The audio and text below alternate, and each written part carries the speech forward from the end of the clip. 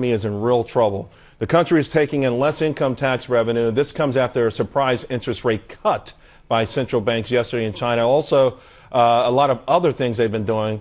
Joining the company now is China watcher expert extraordinaire Gordon Chang. Gordon, of course, you've written a book on China. You know more about what's going on than just about anybody I know, and you've talked about this kind of stuff. You've predicted this kind of stuff. Is this the tip of the iceberg? Is it going to get worse?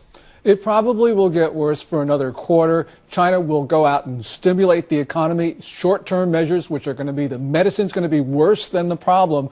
But I think that we're going to see a very difficult June, and certainly the third quarter is not going to be good either. What's the problem with China? What seems to be the main issue there? Why are they having this much difficulty?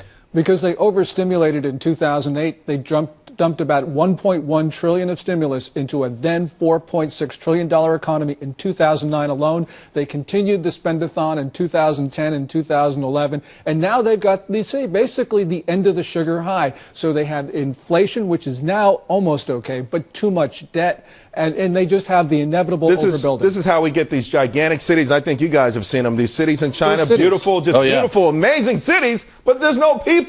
There's no people, and there's a lot of debt left over. And that's why the state banks are in real trouble. And that's why when they drop interest rates in China, which they just did for the second time in 30 days, it's hurting the banks. Is the Communist Party losing control over these banks? Because I'm reading, okay, to your point, they're trying to seduce banks into lending more, and they've been doing this all along, and the banks aren't listening. I mean, what's going on? Can't they just force them to lend like in the past? Well, they could do that because they certainly control the management of all the big state banks.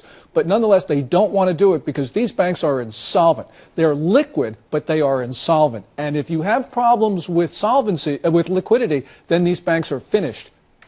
How well prepared is the Chinese communist leadership for a real economic slowdown in China? I mean, the Chinese economy has been cooking for years, right. 8, 9, 10 plus % growth every year. So how are they going to manage both economically and the potential for social upheaval? Yeah, right now they're not prepared because the Communist Party is fracturing. We had these problems with Bo Xilai, which started in February. They've now continued. And the party's not interested so much in the economy. They're interested in their own survival. So they're not taking the steps that are really necessary to manage the economy, even if there were steps they could take, which is maybe debatable, but nonetheless, they clearly are preoccupied by the succession struggle. I think we're all overlooking the potential for social upheaval here when this economy in China really slows down, and there have been labor problems, there have been riots, the military goes in and quells them pretty fast, but if you have a real significant and extended slowdown, you could see China explode. Yeah, you have the Communist Party is fracturing, the authority of the central government is eroding,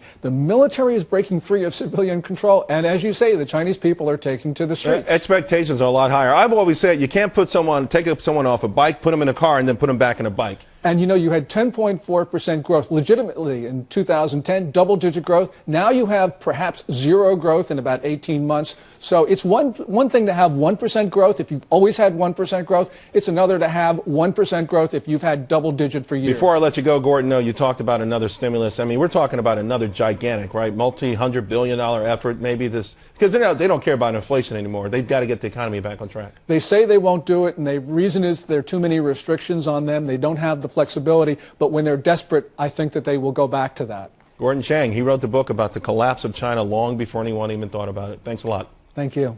Well, U.S. veterans are signing up in droves for work in Canada. That's right, it's the Keystone Pipeline, the one that we